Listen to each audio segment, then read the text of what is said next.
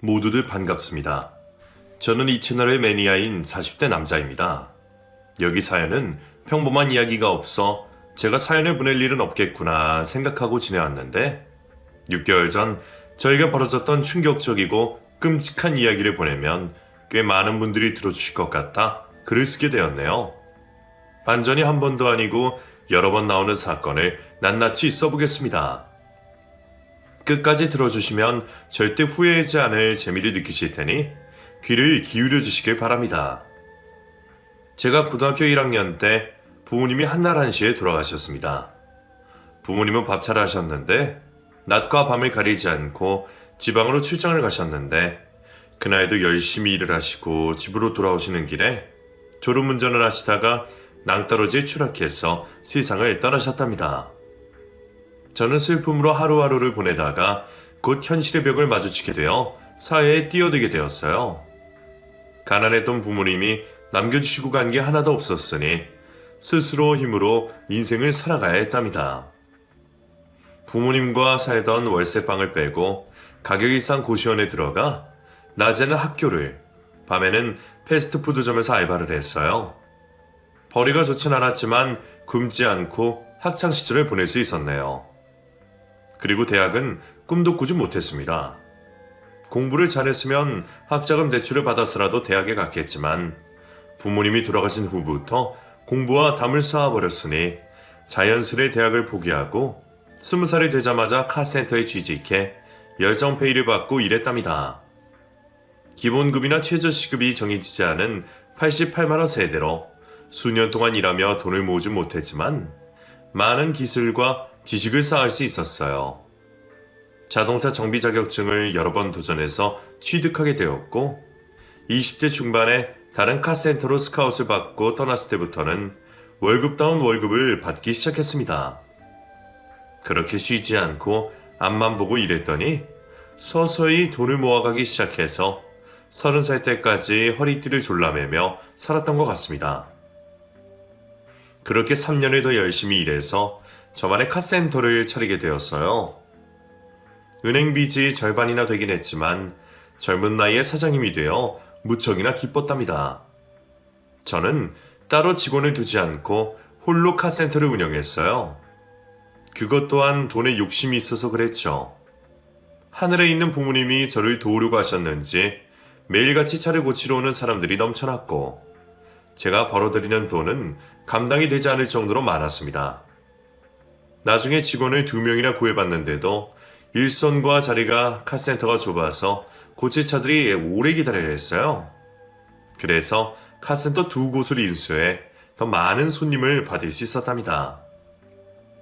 연매출로 따지자면 4억 정도가 되었고 제가 가져가는 돈은 1억 5천만 원이 넘었답니다.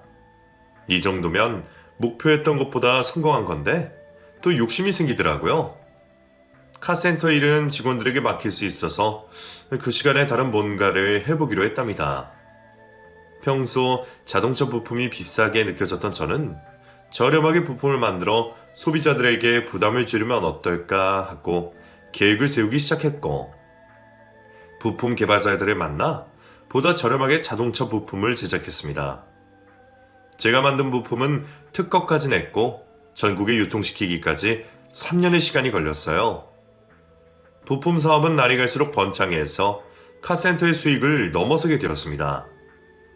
그래서 일주일에 3일은 또 다른 부품 개발과 유통을 위해 출장을 떠났던 것 같아요. 일주일에 하루도 쉬지 않고 일을 해서 힘이 들긴 했지만 돈 버는 재미가 있어 열정적으로 일했죠.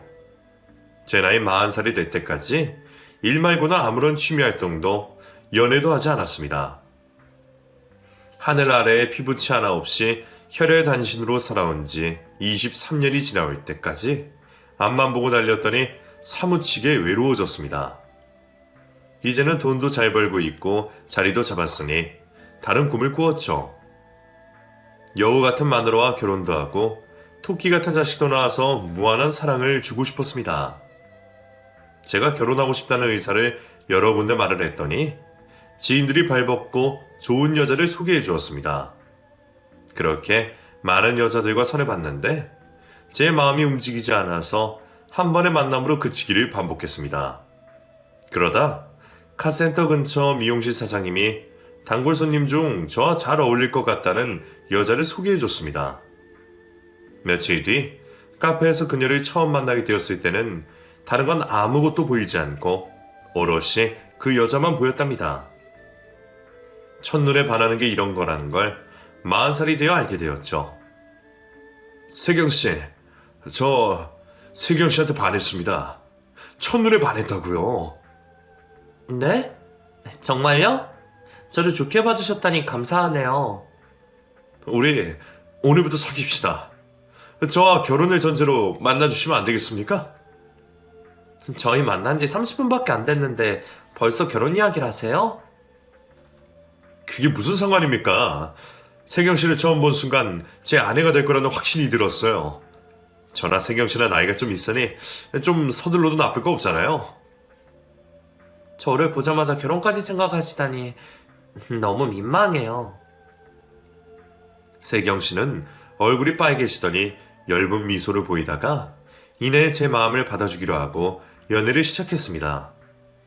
청순 가련하고 청상 여자인 세경씨를 만나면 만날수록 제 짝이 분명하다는 걸 뼈저리게 느꼈답니다. 저희는 5개월의 아주 짧은 연애를 하게 되었고 마음이 급한 제가 청혼을 해서 결혼을 약속하게 되었어요. 가족이 없는 저는 세경씨를 소개해줄 사람이 없었고 세경씨는 홀어머니가 계셔서 찾아뵙고 인사를 드렸어요. 서글서글한 인상에 인자한 모습이 돌아가신 엄마를 회상하게 만들었답니다. 세경이가 누굴 닮아서 이렇게 미인인가 했더니 어머님을 빼다 박았네요. 아이, 나보다 세경이가 훨씬 예쁘지. 세경이가 내 딸이라서 하는 말이 아니라 어릴 적부터 인기가 엄청 많았어. 또 자네를 만나기 전까지 쫓아다니는 소리가 한둘이 아니었네. 이야, 그럼 저 완전히 횡재했네요. 그렇게 인기 많은 여자가 저를 선택해줬으니 완전 봉 잡은 거죠. 맞네, 자네는 봉 잡았어. 그런데 말이야, 자네가 보다시피 우리 집 형편이 아주 어렵네. 이 세경이가 번 돈은 거의 다 내 약값으로 나가서 가진 게 없어. 내가 혼수 자금을 마련하려고 해봤는데 대출이 안 된다고 하더라. 미안하지만 자네 돈으로 혼수를 마련하고 나중에 내가 주면 안 되겠나? 아유, 당연히 제가 마련해야죠. 그리고 갚으실 필요 없으니까 괜히 신경 쓰지 마세요. 제가 이래봬도 능력 있는 사업가입니다. 고맙네. 그럼 자네만 믿고 내 딸을 맡김세. 그런데 자네 카센터랑 개발 사업을 같이 하고 있다며? 실례되는 질문인데 자네 한 달에 얼마나 버나? 아이, 실례라뇨. 이제 한 식구가 될 텐데 당연히 물어보셔도 되죠. 제가 한 달에 버는 수입은 3천만 원 정도 돼요. 어머나, 그렇게 잘 벌어? 우리 딸이 남자 잘 만났구만. 팔자가 피게 생겼다고. 다행히 예비 장모님은 저를 마음에 들어 하셨고 빨리 결혼하겠다는 저의 의견을 존중해 주셨어요.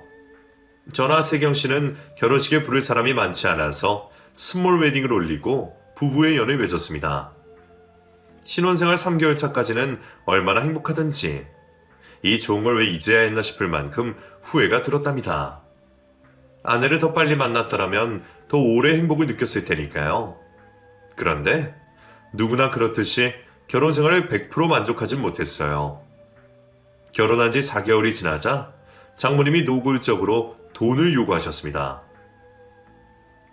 박서방, 내가 말을 안 해서 모르는 건가? 아니면 알면서 모르는 척 하는 건가? 장모님, 그게 무슨 말씀이세요? 제가 뭘 모른다는 거죠? 이 사람 정말 답답하네. 내가 직업이 있는 것도 아니고 혼자 힘들게 사는 걸 뻔히 알면서 왜 가만히 있는 건가? 용돈 때문에 그러세요? 장모님, 제가 매달 용돈을 드리고 있잖아요.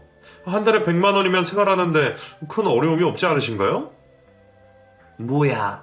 나보다 귀한 딸이 데려갔으면서 꼴랑 100만 원씩만 주려고 한 거야? 자네 이제 보니 도둑놈이 따로 없구만. 그리고 박서방 자네가 능력 있고 돈도 잘 버는데 장모님한테 많이 베푸면 돈 나는가? 다른 집 사이들은 장모한테 외제차도 사주고 명품도 신상으로만 선물 받는다더라. 그뿐만 아니라 제주도 여행에 해외여행까지 아주 호강하면서 산다고 자랑을 얼마나 많이 하는지 아나? 그런데 나는 이게 뭔가? 돈 잘 버는 사이를 뒀는데 꼴랑용도 100만 원이라니. 자네 해도 너무한다고 생각하지 않나? 장모님 말씀을 듣고 제가 안일하게 생각하고 있었던 것 같아 사과의 말씀을 드렸어요. 아, 제가 생각이 짧았습니다, 장모님. 앞으로는 장모님이 원하는 만큼 용돈을 드리겠습니다. 그리고 다른 집사에 못지않게 명품도 많이 사드리고 형편이 좋아지시도록 도움을 드리도록 하겠습니다. 내년쯤에 장모님께 아파트도 안쳐해드리겠습니다. 아파트까지 준다고? 이제야 말이 통하네. 그럼 매달 내가 달라는 만큼 돈을 주도록 하고 비상시에 쓸 신용카드도 하나 놓고 가게. 우리 사이 최고? 네, 장모님. 앞으로는 사회자랑 많이 하고 다니세요. 저는 괜한 갈등을 빚고 싶지 않아 장모님이 해달라는 것 이상으로 해드리기로 마음먹었습니다. 장모님은 사회 덕에 제대로 보고 싶다며 여행도 자주 다녔고 매달 백화점 쇼핑에 수백만 원씩 카드를 긁으셨습니다. 처음엔 아까운 생각이 들긴 했지만 돌아가신 엄마 대신 효도를 한다 생각하고 아낌없이 퍼주었네요. 그리고 장모님만큼이나 아내도 180도 변했어요. 수수하고 꾸밀 줄 모르던 아내가 머리부터 발끝까지 명품을 휘감는 건 기본이고 씀씀이가 너무 커서 감당이 되지 않았답니다. 여보, 요즘 돈을 너무 많이 쓰는 거 아니야? 나는 여태껏 한 달에 50만 원 이상 쓴 적이 없다고. 그런데 당신이랑 살면서 한 달에 거의 1,000만 원을 쓰는 것 같아. 겨우 그 정도 가지고 잔소리하는 거야? 당신이 버는 돈이 얼만데 그깟 1,000만 원 가지고 그래. 그렇게 벌어서 나중에 저승 갈 때 싸갈 거야? 아니, 내 말은 그게 아니라 적당히 쓰면 좋겠다는 거야. 장모님께도 적지 않은 돈을 매달 입금해 드리고 있고 당신이 쓰는 생활비와 카드값이 너무 심해.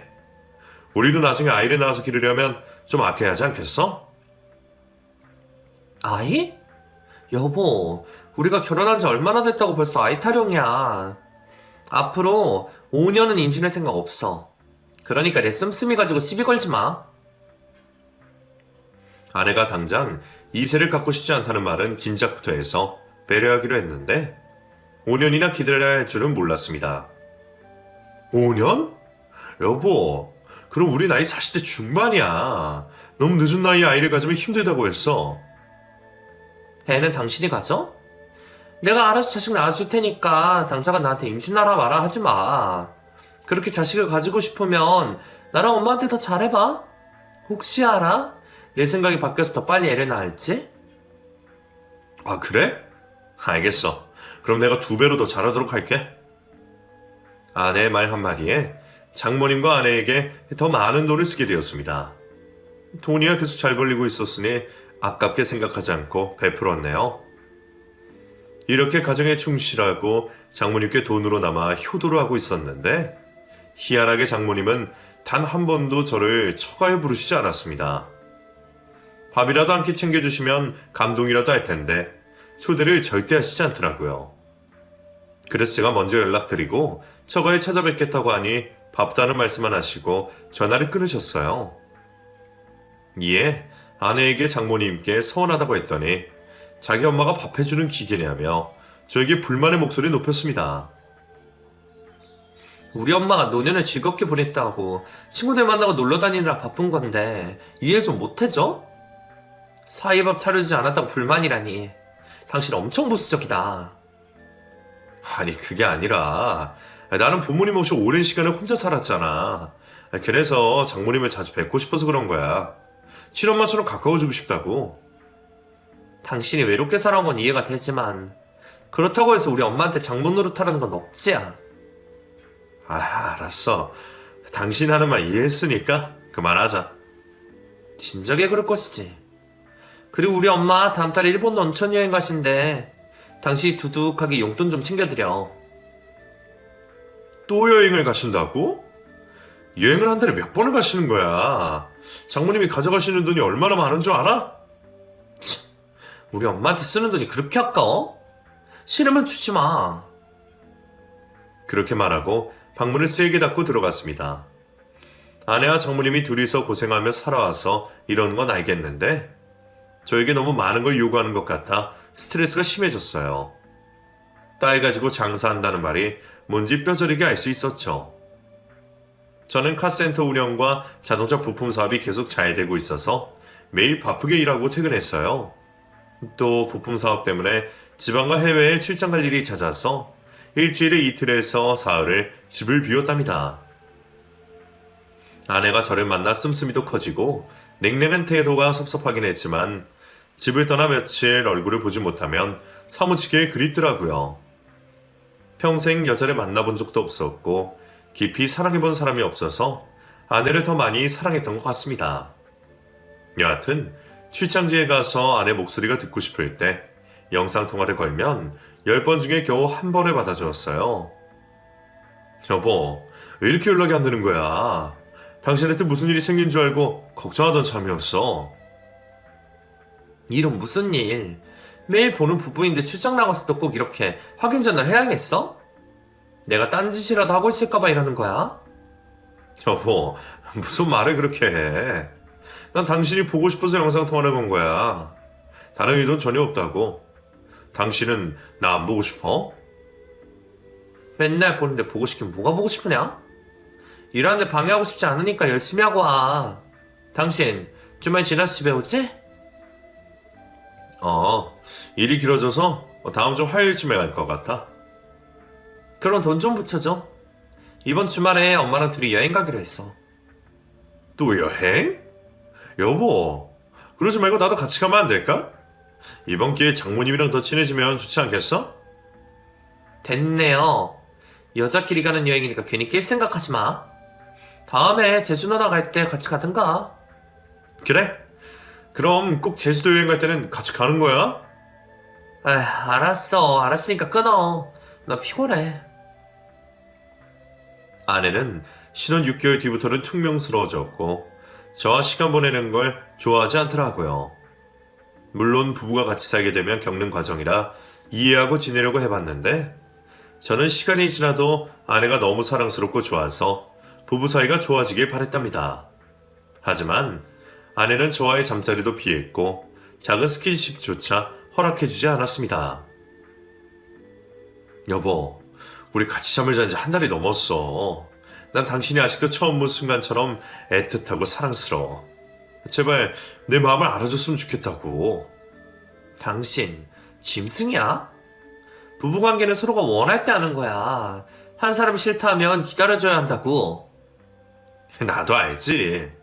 그런데 당신이 날 너무 많이 피해서 이런 말을 하는 거야. 당신, 내가 남자로 보이지 않는 거야? 나한테 매력이 없어? 아휴, 당신 사람을 질리게 하는 거 알아? 당신이나 나나 40대야. 28 청춘이 아니라고. 스킨십을 피하는 건 당연한 일이란 말이야. 그래도 난 당신이 너무 좋아서 그래. 세상에 하나밖에 없는 내 여자니까 계속 손도 잡고 싶고 잠자리도 매일 하고 싶단 말이야. 당신도 나랑 같은 마음이면 좋겠어. 노력 좀 해주면 안 될까?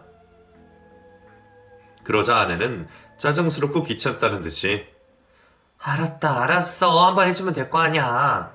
라며 선심 써주듯이 말하고 잠자리를 가졌답니다. 이렇게 짝사랑하는 것 같은 결혼 생활이 6개월 더 이어지자 아내는 외박까지 일삼았습니다. 저는 결혼하고 두어 번 갔던 처가에 허구한 날 혼자 가서 시간을 보내고 돌아왔어요. 당신 처가에 다녀온 거 맞아? 다른 데 갔다 온 거 아니지? 그 질문의 요지는 뭐야? 내가 바람이라도 피운다고 의심하는 거야? 아니 꼭 그런 건 아니지만 요즘 들어 외박이 잦으니까 괜히 걱정이 들어서 하는 말이야. 인간아, 엄마 허리가 안 좋아서 내가 밥 차려드리고 말동무도 해드리려고 하는 거 아니야. 그런 날 어떻게 의심할 수가 있어? 난 바람 같은 거 절대 안 피워. 그런 파렴치한 인간이 아니라고. 또 이런 얘기하면 그땐 엄청 화낼 줄 알아? 알았어. 미안해 여보. 아내의 말을 믿긴 했지만 수상하게 보이는 건 어쩔 수 없었어요. 그러던 어느 날 카센터 직원 하나가 저에게 조용히 할 말이 있다며 구석으로 불렀습니다. 사장님, 어제 놀이공원에서 사모님을 봤어요. 놀이공원? 그럴 리가. 집사람은 어제 장모님 댁에 갔는데? 아니에요. 분명히 사모님이었어요. 그래? 누구랑 있었는지 봤어? 그게 제 눈으로 본 건 사모님뿐이었어요. 누군가 놀이기구 타는 걸 보고 있더라고요. 그런데 사모님 시선을 따라가 봤더니 젊은 남자였습니다. 직원의 말을 듣자 피가 끓기 시작했습니다. 그동안 외박하던 아내의 비밀을 알게 되었으니까요. 설마 하는 마음이었는데 목격자의 말을 들으니 확신이 섰네요. 그게 정말이야? 젊은 남자랑 데이트하고 있다는 게? 놀이공원에 사장님 장모님이 같이 갈 일이 없잖아요. 생각해보세요. 연세가 많으신 할머니가 놀이기구를 타시겠어요? 맞아. 우리 장모님은 허리가 좋지 않으셔서 놀이기구를 탈 일이 없지. 자네가 중요한 얘기를 해줬네. 고마워. 제가 괜한 말씀을 드린 건 아니겠죠? 이 얘기 해야 하나 말아야 하나 고민했었는데 저는 사장님 덕분에 먹고 사는 사람이니라 말씀드렸어요. 그래, 잘했어. 이 얘기는 비밀로 해주게. 남의 가정사가 소문나서 좋을 게 없잖아. 그렇게 직원의 말을 듣고 나자 아내에 대한 신뢰가 떨어졌고 사랑했던 마음이 순식간에 사라지는 것 같았습니다. 마음속으로 이혼을 해야 하나, 한 번은 그냥 넘어가야 하나, 여러 생각들이 머릿속을 복잡하게 해서 며칠 동안을 고민해봤는데 도저히 아내와 헤어지는 건 어려울 거라 결론을 내렸습니다. 그래서 먼저 아내의 자동차 블랙박스를 확인해봤는데 처가에 간 것 외에는 다른 기록이 없었습니다. 상간남의 차를 타고 이동했으면 충분히 흔적이 남지 않을 거라 생각하고 아내를 불러앉히고 진실을 물었어요. 당신 바람 피우지? 솔직하게 말해봐. 뭐? 또 그 소리야? 내가 아니라고 했으면 믿어야지. 왜 아직도 의심을 하는 거야? 당신 의부증이야? 솔직하게 말해. 내 직원이 당신을 봤다더라. 놀이공원에서. 놀이공원? 아, 엄마랑 둘이 나들이경 갔다 왔는데 그걸 본 모양이네. 그래서 직원이란 사람이 내가 상간남이랑 있는 거 봤대? 아니지. 그렇긴 하지만 어떤 젊은 남자를 애틋하게 바라보고 있다는 걸 봤다던데. 그리고 장모님 허리도 안 좋으신데 놀이공원을 갔다는 게 말이 돼? 왜 말이 안 되는데? 놀이기구가 위험하거나 허리에 무리가 가는 게 아닌데 무슨 상관이야? 엄마가 허리는 아프지만 여행도 다니고 나들이도 다니는 걸 몰라? 엄마가 회전목마를 타고 싶다 해서 놀러 간 건데 감히 바람난 옆편대로 뭐라? 못 믿겠으면 엄마한테 전화해서 물어보면 되겠네. 기다려봐. 아내가 끝까지 아니라고 말하기도 했고 증거가 없어서 말을 멈추고 말았습니다. 그러자 아내가 장모님께 전화를 걸어 스피커폰으로 통화를 하더군요. 엄마, 늦은 시간에 미안해. 그런데 엄마가 밝혀줄 게 있어서 전화 걸었어. 밝혀주다니 뭘 말이냐? 우리 어제 어디 갔다 왔는지 말해줘. 어제? 놀이공원 다녀왔잖아. 근데 그걸 왜 묻는 거야? 엄마 사이가 내가 그 놀이공원에 바람 피우러 갔다고 생각하고 있어서 확인시켜주려고. 글쎄 나더러 어제 놀이공원에 상간남이랑 간 게 아니냐고 의심하는 거 있지.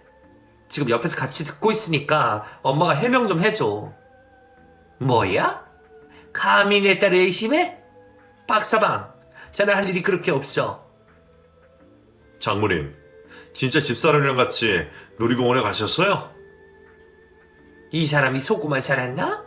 내가 자네한테 거짓말이라도 하겠나?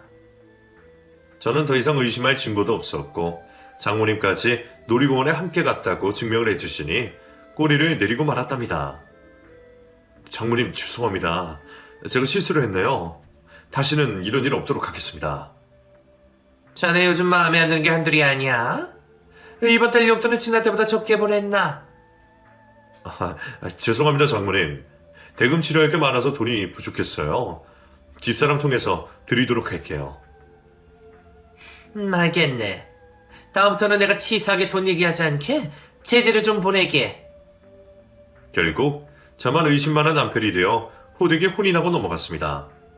그런데 아내가 그날 이후로 저에게 살갑게 굴기 시작했어요. 스킨십이라면 경악할 정도로 싫어하던 사람이 제 몸에 찰싹 달라붙어서 떨어질 생각을 하지 않았답니다. 저야 사랑스러운 아내가 그렇게 대해주니 더할 나위 없이 좋아서 연애 때 기분으로 돌아가 실컷 사랑했습니다. 얼마 뒤 제가 출장을 가게 되었을 때 아내가 처음으로 주차장까지 배웅을 해주었답니다. 자기야, 잘 다녀와. 나 없다고 울지 말고. 당신이 보고 싶으면 영상통화 걸 테니까 꼭 받아줘. 자기는 내가 그렇게 좋아? 하루도 안 보면 눈에 가시가 돋나? 당연하지. 내 인생에서 가장 소중한 존재인데 사랑하는 건 당연한 거 아니겠어? 난 아직도 당신을 보면 가슴이 두근거려. 그렇게 사랑해주니 고마워, 자기야. 나도 앞으로 2배, 3배 더 많이 사랑해줄 테니까 오래오래 행복하게 살자. 아내의 달콤한 말에 저는 기쁜 마음으로 출장을 떠날 수 있었습니다. 몇 시간 뒤 숙소에 도착했더니 벌써 아내가 보고 싶어서 영상통화를 걸었어요. 하지만 언제나 그래왔듯이 제 전화를 받지 않더군요.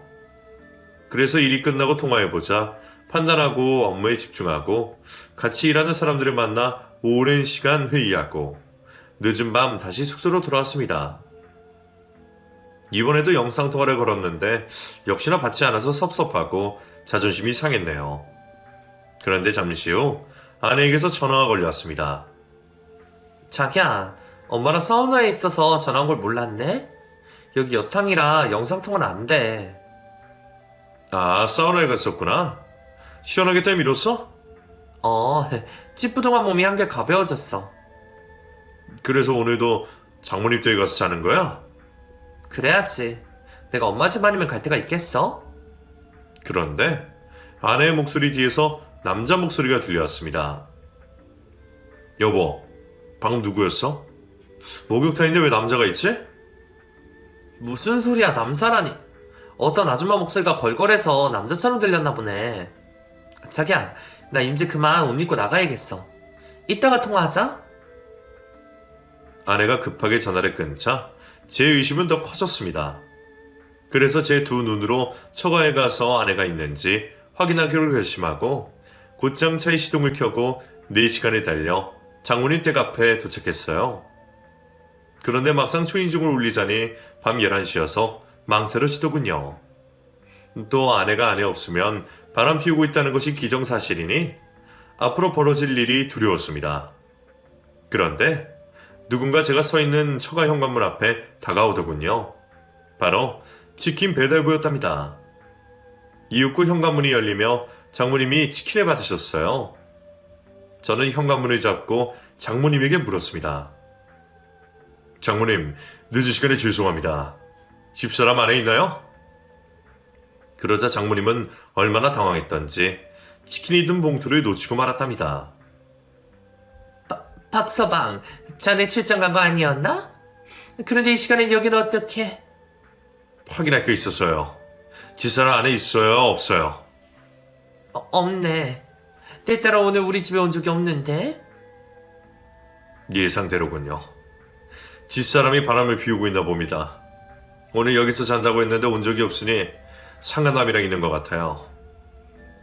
아니야. 그건 세경이 친구 중에 혼자 사는 애가 있는데 몸이 아프다고 해서 그리러 갔을 거야.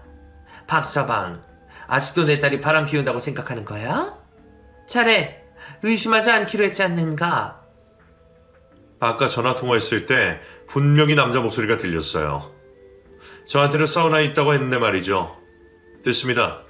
확인했으니 저는 이만 돌아갈게요. 장모님이 당신의 딸은 절대 바람을 피울 사람이 아니라고 변호하는데 무시하고 등을 돌렸습니다. 그런데 그때 처가 안에서 남자 목소리가 들렸어요. 바로 전화통화 속 남자의 목소리가 말이죠. 방금 안에서 남자 목소리가 들렸는데 누구죠? 그게 말이야. 내가 요즘 연애를 하고 있어. 자네들 부끄러워서 말을 못했네. 그럼 잘 가게나? 아니요. 안에 있는 남자가 누군지 확인해야겠어요. 젊은 남자의 목소리인 걸 보니 집사람이 여기서 바람을 피우고 있는 모양이죠? 그러고 보니 치킨을 2마리나 시키셨네요. 집안에 누가 있길래 2마리나 시키셨죠? 비키세요. 현장을 잡아야 하니까. 글쎄 아니라니까. 그러네. 쓸데없는 의심하지 말고 집에 가서 발 닦고 자빠져 잠이나 자. 현관문에 닫으려는 장모님의 손목을 잡고 현관 안으로 들어갔습니다. 신발장에 남자 신발이 여러 켤레 있어서 의심은 곧 확신이 되었고 흥분을 한 저는 소리를 질렀습니다. 나와 이 역편네야. 당장 나오라고. 바람난 놈이라 손잡고 내 앞으로 나오란 말이야. 박서방 이러지 마 이게. 자네가 오해를 단단히 한 모양인데 내 딸은 바람을 피우지 않았어. 감싸들지 마세요. 장모님은 사이가 두는 멀쩡히 살아있는데 장모님 집안에서 바람을 피우게 내버려둬요?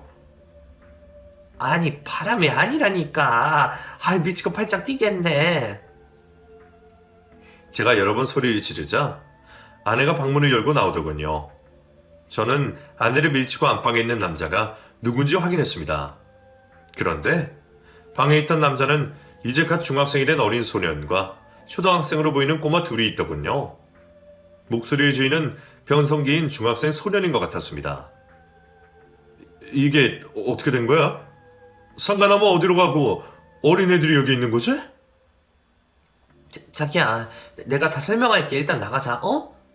이 손 치워. 무슨 비밀이 얼마나 있는 거야? 이 애들이 누군지 당장 말해봐. 아내는 겁에 질려서 아무 말도 하지 못하고 있는데 방 안에 있던 가장 큰 애가 말문을 열었습니다. 목소리를 들어보니 전화 속 걸걸한 남자의 목소리와 일치했습니다. 이분이 우리 엄마예요. 아저씨는 누구신데 우리 엄마한테 화를 내는 거예요? 뭐라고? 엄마? 진짜 이 사람이 너희들 엄마니? 네, 우리 엄마예요. 그제야 아내와 장모님의 판도라 상자가 열렸습니다. 그동안 장모님이 저를 집에 부르지 않았던 이유가 손주를 키우고 있었기 때문이고 아내가 호구한 날 처가에 가서 며칠씩 머물고 온 이유가 이거였던 거예요. 자기 자식들을 보러 온 거죠. 그러니까 당신한테 아들이 셋이나 있던 거야? 나한테 처녀로 속이고 결혼을 한 거였어? 자기야 미안해. 처음에 말하려고 했는데 당신을 놓치고 싶지 않아서 당분간 비밀로 하기로 한 거야. 상황 봤을 때가 되면 진실을 말하려고 했어. 웃기는 소리 하고 있네. 넌 나한테 사기를 친 거야. 장모님도 마찬가지고요. 그동안 나한테 왜 그렇게 많은 돈을 요구했는지 이해가 되네요. 나한테 가져간 돈으로 얘네들을 키운 거예요? 내 돈으로 생판 모르는 남의 자식을 먹이고 입힌 거냐고요? 저의 분노에 장모님은 벌벌 떨면서 사과를 하더군요. 박서방 진짜 미안하네. 세경이가 좋은 사람을 만났다고 해서 내가 비밀로 하라 한 거야. 박서방 자네 우리 딸 진심으로 사랑하지 않나? 이 아이들은 내가 키울 테니 자네는 내 딸과 계속 살면 돼. 그걸 지금 말이라고 하세요? 애가 셋이나 딸린 여자였으면 장모님 딸을 만나지도 않았을 거라고요. 나 제대로 고소해서 두 사람한테 생지옥을 보여줄 겁니다. 장모님 인생 종쳤다고요. 그렇게 화를 냈더니 아내가 제 손을 잡고 눈물이 뚝뚝 흘리기 시작했어요. 그동안 자기가 고생하고 살아온 이야기를 주저리 떠들더군요. 자기야 진짜 죽을 죄를 졌어. 그런데 내가 자기를 사랑한 건 진심이야. 당신과 결혼이 하고 싶어서 잠시 비밀로 한 거야. 야, 애가 셋이나 딸린 여자가 무슨 낯짝으로 총각하고 선을 보냐. 처음부터 넌 돈 많은 남자를 꿰찰 목적으로 날 만난 거잖아. 1년 동안 내 돈으로 호의호식하고 살아온 건 물론이고 네 애새끼들까지 키웠더니 좋았냐? 얘네들 죄다 비싼 옷들 입고 있네. 이거 다 내 돈으로 산 거 아니야? 부잣집 자식들로 키우고 싶어서 날 꼬신 거구만. 그러자 장모님이 두 손으로 빌며 부탁의 말을 했습니다. 박서방 진정하게. 흥분하지 말고 우리 이성적으로 대화하자고. 내가 아이들 데리고 떠날 테니 두 사람은 다 잊고 시작해. 애들하고 평생 자네와 세경이 앞에 나타나지 않겠네. 박서방 내 딸 없이 못 산다고 했지 않는가. 뻔뻔한 장모의 태도에 부하가 치밀었습니다. 아씨 미쳐버리겠네. 두 사람 나한테 왜 그랬어요? 왜 내 인생에 들어와서 이 사달을 만드냐고요? 자기야 진심으로 미안해. 내가 잘못했어. 그런데 자기 나랑 헤어질 수 있어? 내가 이 세상에서 제일 소중하다고 했잖아. 제발 날 버리지 마. 새롭게 시작하자고. 당신이랑 아이도 낳고 잘 살면 되잖아. 내가 당신 꿈을 이루게 해줄게. 당신이 내 과거를 눈 감아주기만 하면 우리에게 아무런 문제 없어. 닥쳐. 당장이라도 네 따귀를 날리고 싶은데 애들이 보고 있어서 참고 있는 거야. 장모님도 마찬가지고요. 두 사람은 벌벌 떨며 고개를 떨구자 아내의 큰아들이 저를 향해 소리쳤습니다. 아저씨가 뭔데 우리 엄마랑 할머니한테 화를 내요? 우리 집에 갑자기 들어와서 뭐 하는 짓이냐고요? 얘야, 네 엄마랑 할머니는 사기꾼이야. 아저씨한테 사기를 쳤다고. 그래도 너희한테는 가족이니 이쯤에서 끝내고 나가도록 하마. 당신 이혼서를 보낼 테니까 조용히 합의혼으로 끝내자. 마음 같아선 이혼 소송으로 가서 끝장을 보고 싶은데 애들을 봐서 참는 거라고. 아내와 장모님은 끝까지 잘못했다며 다시 생각을 해보면 안 되냐고 빌고 빌었습니다. 하지만 저는 오만정이 떨어져서 무조건 이혼할 마음이었어요. 딸린 년이 쌍판되게 철판을 둘렀냐? 그만 닥치고 떨어져. 장모님도 입 좀 닥치고 가만히 있으세요. 제 입에서 욕설이 튀어나오자 아내의 큰아들이 화가 심하게 났는지 저에게 플라스틱 컵을 집어 던지더군요. 아저씨, 당장 사과하세요. 우리 엄마랑 할머니한테 욕하고 막말한 거 잘못했다고 사과하시라고요. 그래, 너한테는 미안하다. 아무것도 모르는 니들이 무슨 죄가 있겠니? 앞으로 네 엄마랑 외할머니랑 행복하게 살거라. 아저씨는 이만 간다. 외할머니라뇨? 우리 할머니 친할머니예요. 뭐? 친할머니? 네, 하늘나라에 있는 우리 아빠의 엄마시라고요. 저는 한 번 더 뒤통수를 맞자 머리가 어질어질해졌습니다. 그동안 장모님에게 해준 돈이 얼마인데 여태껏 아내의 전시모에게 애정과 돈을 갖다 바쳤단 겁니다. 장모님, 아니, 아주머니, 당신 누구세요? 나한테 장모라고 소린 당신의 정체가 뭐냐고요? 박서방. 내가 왜 당신 박서방이야? 이것들이 사람 하나 바보로 만들고 득을 쳐먹어? 그러고도 니들이 사람이야? 당신들 둘 협의이혼 따위는 없는 줄 알아. 사기로 고소하고 혼인부유소송을 하겠어. 그러자 아내의 시모가 불이 나게 애들을 방으로 들여보내고 나와 제 앞에 무릎을 꿇었습니다. 아내도 마찬가지였고요. 이복의 박서방. 나 세경이 엄마 맞네. 내 아들이 죽고 나서 며느리가 아닌 딸로 받아들이고 살아왔네. 그건 나랑 상관없는 이야기야. 어쨌든 난 생판남인 당신의 장모로 모셨고 애 셋이 딸린 여자한테 속아서 결혼한 피의자라고. 두 사람은 한 사람 인생을 망쳤어. 가만두지 않을 거야. 자기야, 제발 용서해줘. 우리가 이렇게 빌잖아. 아까 말한 대로 합의 이혼을 하자. 나랑 엄마가 사기죄로 감옥에 가면 저 애들은 어떻게 살아? 그게 나랑 무슨 상관이야. 남의 눈에 눈물 나게 만들었으면 피눈물 날 각오를 하려는 게 인지상정 아니야? 너랑 네 시애미 인생 나락으로 떨어뜨려 주겠어. 두 사람은 넙적 엎드려 석고대죄하듯 많은 눈물을 흘리며 용서를 구걸했습니다. 하지만 강하게 마음을 먹은 저는 복수를 마음먹고 두 쓰레기를 뒤로하고 나와버렸답니다.